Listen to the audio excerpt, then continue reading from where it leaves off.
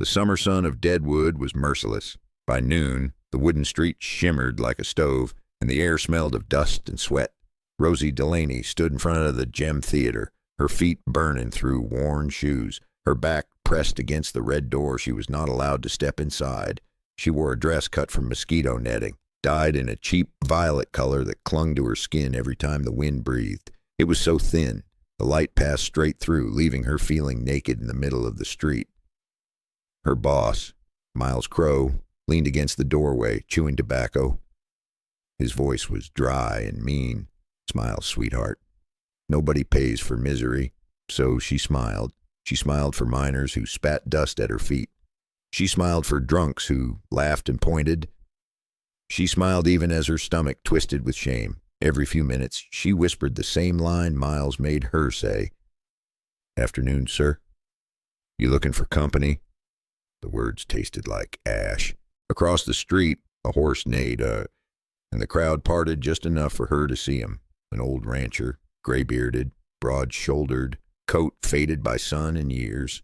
He was walking slow, calm, as if the world could not rush him anymore. There was dust on his boots, and something heavy behind his eyes.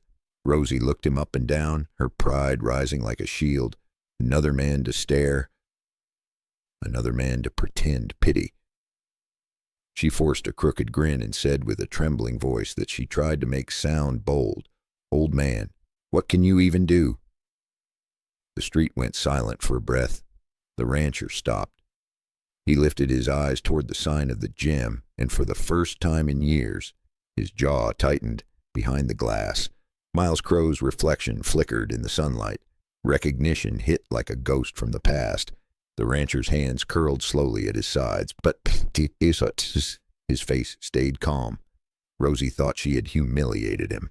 She had no idea that this moment, this single insult under the burning noon, would wake up something buried deep inside that man. Because to him, that sign above her head was not just a saloon.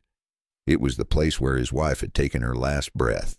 And now, after 4 long years, fate had walked him right back to it.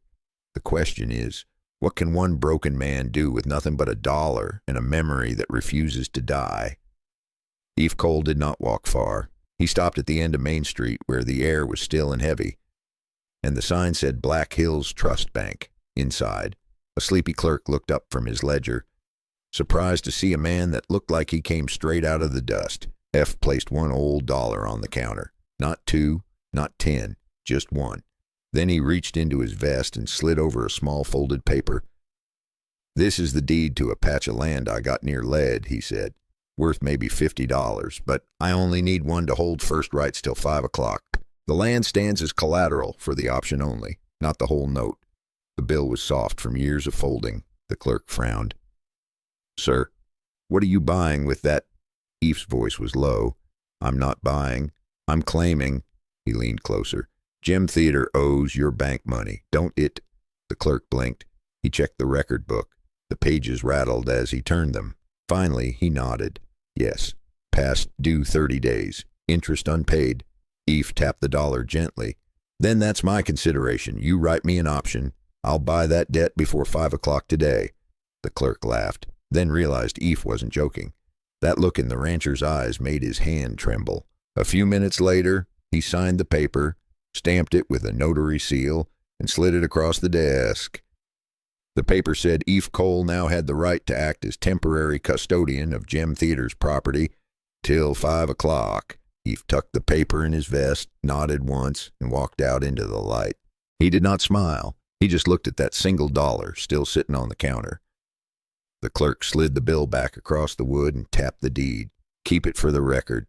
You already put your land on the line. It was all the past was worth, and maybe all revenge ever needed." By the time he stepped back into the street, the whole town felt smaller.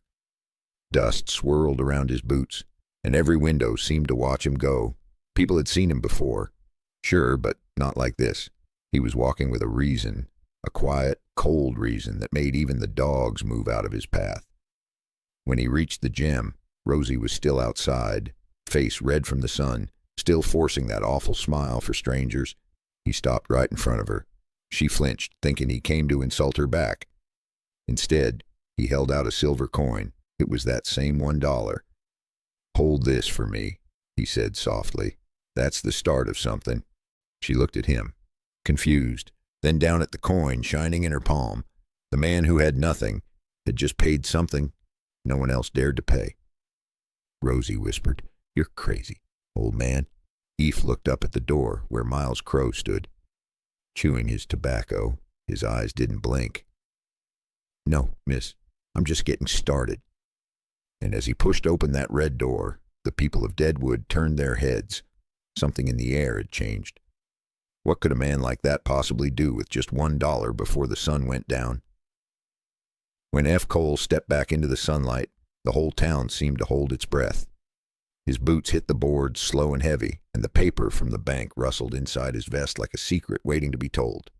Rosie watched him, still holding that silver coin. Her hands trembled, but her eyes followed every move he made. She had seen drunks, gamblers, and killers, but not a man this quiet. He walked like he carried a storm that nobody else could see. Eve stopped at the edge of the porch. Miles Crow was leaning on the door frame, arms crossed, chewing slow. Behind him, Brock Slattery, the hired muscle, looked ready to swing at anything that moved. F pulled out the folded paper, opened it, and read it out loud so everyone nearby could hear. "By authority of the Black Hills Trust Bank, I'm here to protect their property until 5 o'clock. Any damage done or business conducted without consent will be reported as waste. By this authority, service pauses until a proper inventory is done." And that clock stops at 5 o'clock. The crowd started whispering. Nobody had ever talked to Miles that way. Not out loud, not under the sun. Miles spat a brown streak on the porch. "Old man, you think a piece of paper makes you somebody?" Eve looked straight at him. "I don't think—" "I know." Brock laughed and took a step forward. He was built like a bull. Big arms, mean eyes. Eve didn't move until the man's shadow reached his boots. Brock charged forward, knife flashing in the sun. Eve moved just fast enough to snatch a broken shovel handle leaning by the wall. He swung once, hard, cracking it across Brock's elbow. The knife flew, clattering to the ground. One quick kick to the man's knee and the big body fell into the dirt. Years of breaking wild cattle had taught Eve where to hit and how to stand. Gasps broke out. Rosie covered her mouth. The street froze. Miles turned pale as chalk. Eve bent down, picked up the knife, and placed it gently on the porch rail. "That's yours," he said, calm as a preacher. "Keep it sharp. You'll need it to cut your pride out later." Laughter rippled through the crowd, low and nervous. No one had ever seen Miles Crow look small before. For the first time, the man who owned the town's sins looked like he might choke on one. Eve stepped closer until their boots almost touched. He leaned just enough for only Miles to hear. 4 years ago, you locked that same door while my wife was dying on the street. I'm here to unlock it for every soul you ever trapped." Miles said nothing. The dust blew between them. And for the first time since noon, Rosie stopped shaking. "Now, things were only getting started. Before we move on, take a sip of your coffee or maybe your tea. Tell me, what time is it where you are, and where are you listening from? If you want to see how far this story goes, hit that subscribe button so you don't miss what happens when the sun sets on Deadwood, because trust me, you're going to want to hear what he does next." The street was quiet after the fight. While the crowd argued, Efi crossed the street and signed what the clerk set in front of him. He came back with the paper warm from the stamp. Only the creak of the saloon sign moved in the hot wind. "Eve!" Cole stood still, one hand on the porch rail, breathing slow, steady, calm. Brock sat in the dust, clutching his wrist, too scared to stand.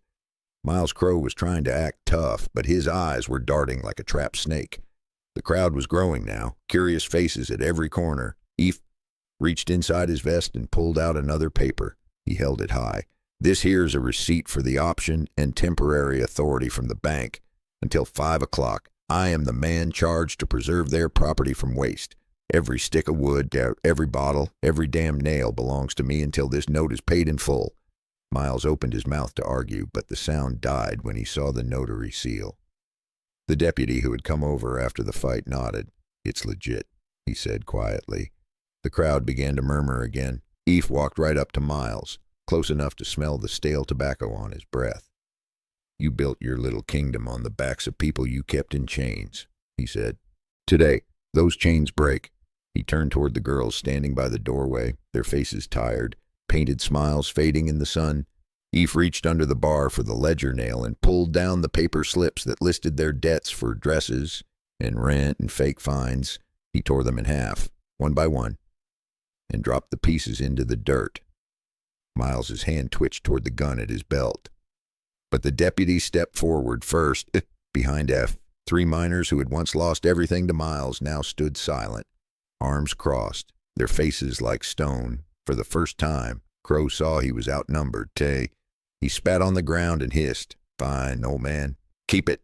You've got till 5 to enjoy your kingdom. At 5, if I pay, this little paper of yours turns to smoke." Nobody spoke. The only sound was the soft rip of paper and the wind carrying it away. Rosie watched him with wide eyes. She had seen men kill for less, but she had never seen anyone forgive this much. Eve looked at her and gave a small nod, then took off his heavy work jacket and laid it over her shoulders. "That color suits you better than that dress," he said softly. She froze, gripping the jacket tight, the rough wool feeling like safety for the first time in years. Then F turned back to Miles. He reached into his satchel and dropped a small bag of coins on the table inside. "That's your pay for one night's rent. I just bought it, and I'm closing this place until 5 o'clock for inventory and preservation. You're done here, Crow." Miles lunged forward, but the deputy stepped in between them. The law was on the rancher's side now. Crow had lost his power, not to a gun, but to a piece of paper and a single dollar that carried justice older than the West itself. As the crowd began to scatter, Rosie stepped closer, her voice barely a whisper. "Why did you stop there? You could have ended him." F looked at her, eyes tired but kind. "I didn't come to kill him. I came to free you." The town would never forget that moment, but they had no idea that by sunrise everything would change again. When the sun finally slipped behind the hills of Deadwood, the town was quiet again. No music, no shouting, just the wind through the pines. That night, Rosie did not sleep. She sat by the window in the small room above the shuttered gym, clutching the old jacket that still smelled of dust and leather. For the first time, she felt safe, and she did not know what to do with that feeling. When dawn came, she walked down to Whitewood Creek. The water was cold and clear, rolling over stones like silver coins. F. Cole stood there, watching the sunrise. He looked older than the mountains, but softer somehow, like a man who had finally set down a heavy load. Rosie stopped beside him. "You could have killed him," she said quietly. "You had every right." Eve smiled a little. "Maybe, but killing him wouldn't bring her back. Some debts can only be paid by letting go." They stood there for a while, not talking. The creek whispered against the rocks. Rosie looked at the water and saw her own reflection next to his. For the first time, she did not see shame. She saw a woman still standing. Maybe that was enough. Eve reached into his pocket and handed her a folded piece of paper. It was a deed for a small cabin near Lead. "I sold my old horse for $40 and added the one I had left," he said with a small grin. "That horse carried me through 4 winters. I figured it deserved a rest, same as me.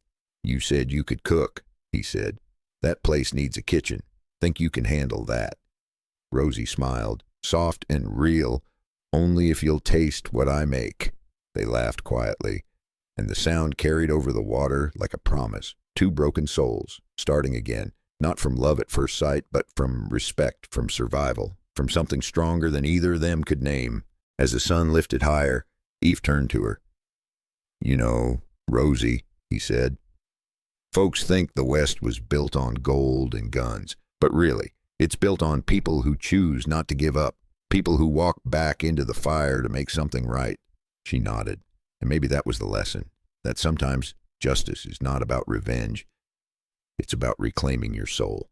But Deadwood never forgets, and men like Miles Crow don't disappear easy. Somewhere beyond those hills, a shadow was already moving.